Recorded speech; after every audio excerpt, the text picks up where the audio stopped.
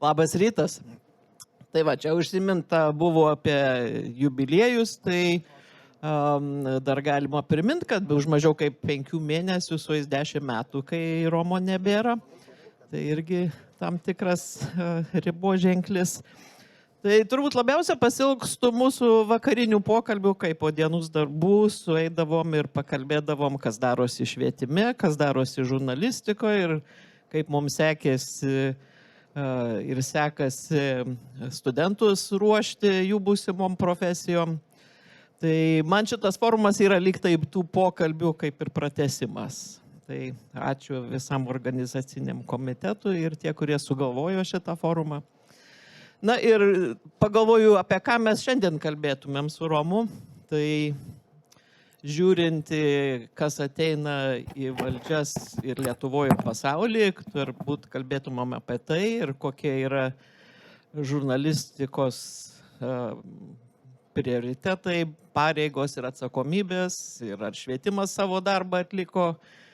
Na ir turbūt ir kalbėtumėm apie tą 4-ąją valdžią. Kadaise tai buvo visai rimtas terminas, jį šiandien mes dažnai panaudojam ir su ironija, ir net su pašaipa. Tai vėlgi, ko gero visai neatsitiktinai tokios temos šiandien po pietų kaip mirusi žurnalistika arba dėl visko kalti žurnalistai. Tai tikiuosi, kad ir apie tai pakalbėsim. Tai ačiū visiems už tą polilogą ir linkiu gerų diskusijų.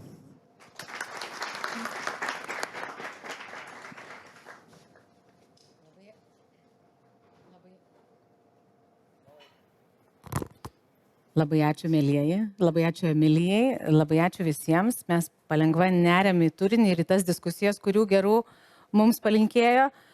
Kas žurnalistikoje, pirmiausia, apčiuopkim, pasikeitė per metus, visada aštrus, bet visada taiklus Rimvydas Valatka.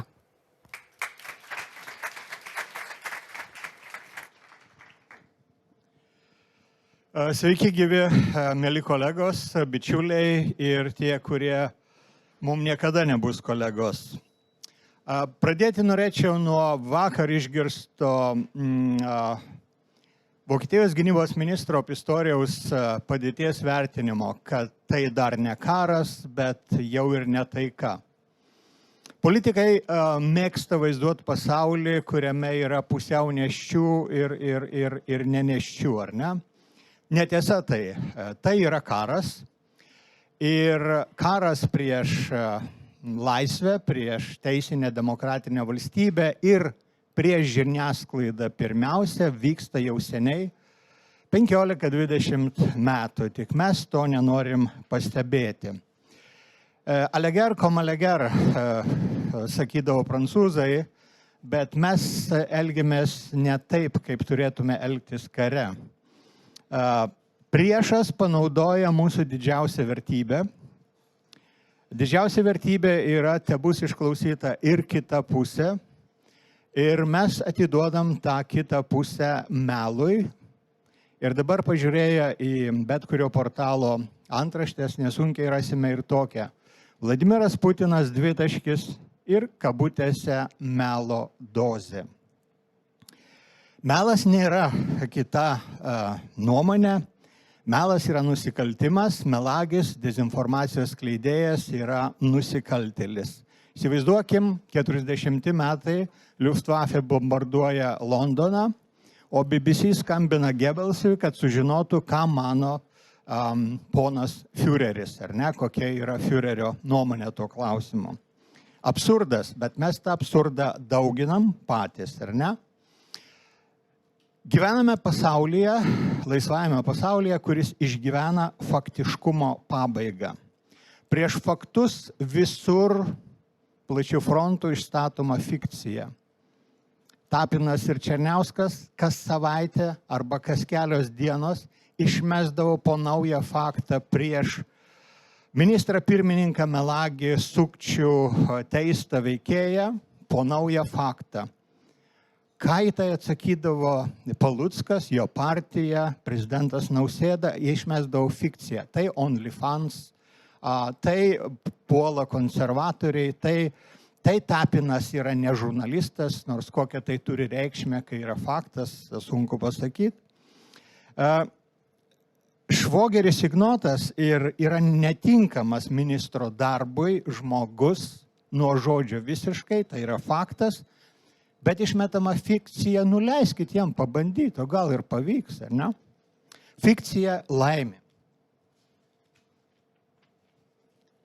Mes tą fikciją išplatinam ir dezinformacija yra galinga tik todėl, kad ją platina patys rimčiausi dienraščiai ir televizijos.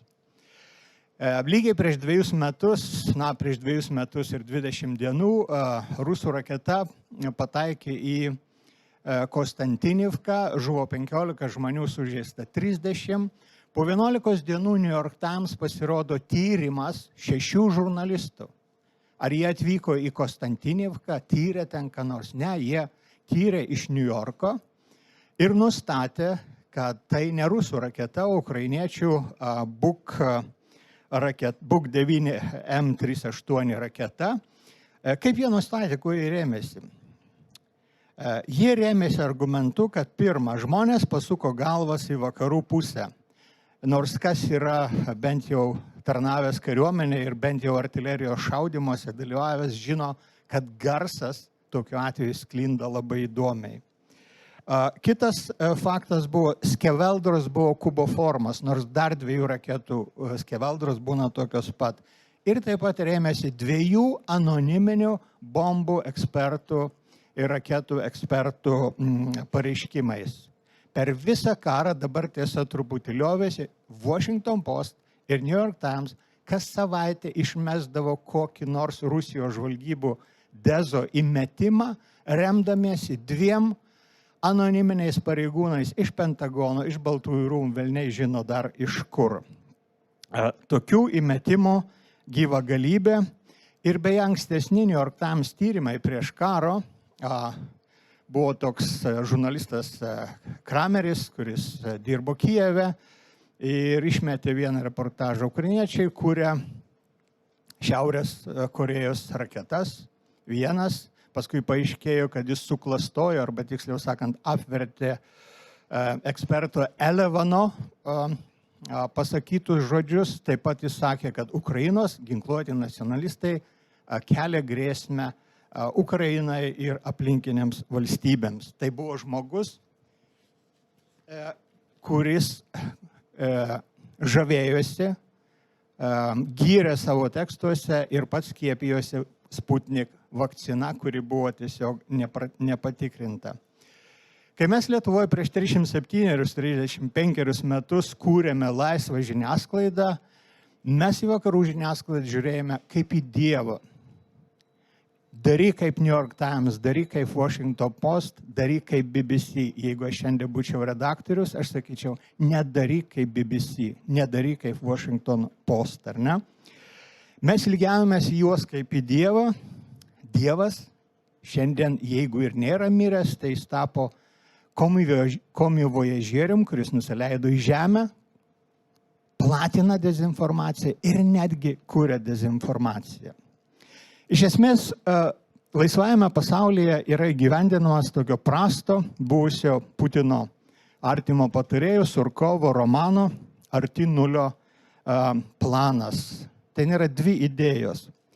Pirma, vienintelė tiesa, mūsų poreikis girdėti melus, vienintelė laisvė, mūsų susitaikymas su šiuo nuosprendžiu. Antra, žinios suteikia tik žinių, o nežinojimas viltį. Tai toks atvirkščias Orvelas, ar ne? Iš pradžių padaryta Rusijai, paskui padaryta Amerikai ir paraleliai daroma ir Lietuvoje. Švogerio Ignoto tapsmo ministrų istorija tai patvirtina.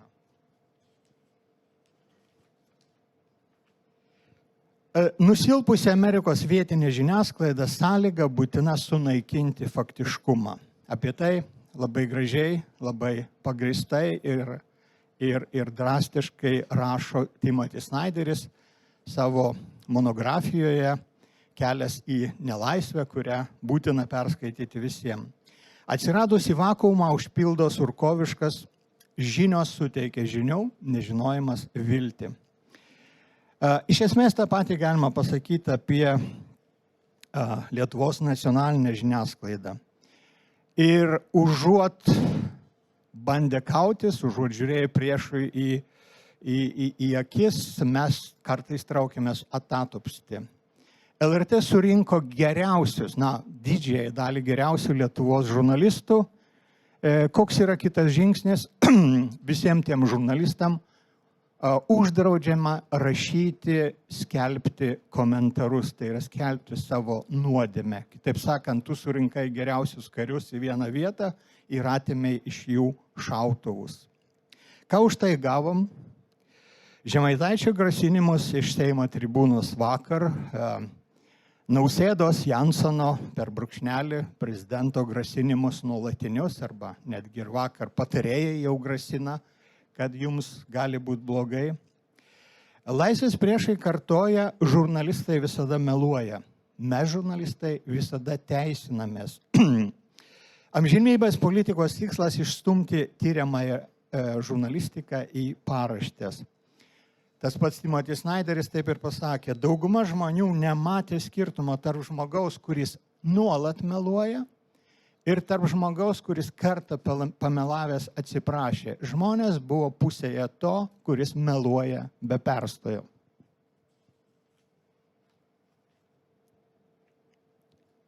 Išgyvename ir kuriame faktiškumo galą patys. Patys naikinam save. Pusės portalų antraščių nebėra veiksnio. Ką reiškia, kad antraštėje nebėra veiksnio? Juk tai yra žurnalistikos pagrindas, 4W, kas, kur, kada, kaip įvyko, ar ne? Išnykus kas, išnykus veiksniui, išnyksta žurnalistika. Vyksta didysis laisvės priešų karas prieš tiesą. Kiek teritorijos jie okupavo? 22% kaip Ukrainoje, daugiau. Mes nežinom ir kartais galbūt ir nenorim žinoti. Lietuvos, kaip ir kitų šalių, beveik pusė visuomenių pasidavė pagundai tikėti tuo, kad tiesa yra tai, kas yra patrauklu. Tiesa visada yra neskani, bjauri, duria. Mes perėm prie to, kad dažnai patys kuriam fikciją, jog tiesa yra tai, kas yra patrauklu. Prie to bent jau smarkiai prisidėjome, suteikdami melui eterį, cituodami melą kaip šią tiesos pusę. Kartais, kai kyla klausimas, kodėl jie vis dar eina į jūsų ir mūsų laidas, tai vienintelis atsakymas yra tik todėl, kad jie ten gali nebaudžiami skleisti savo melus.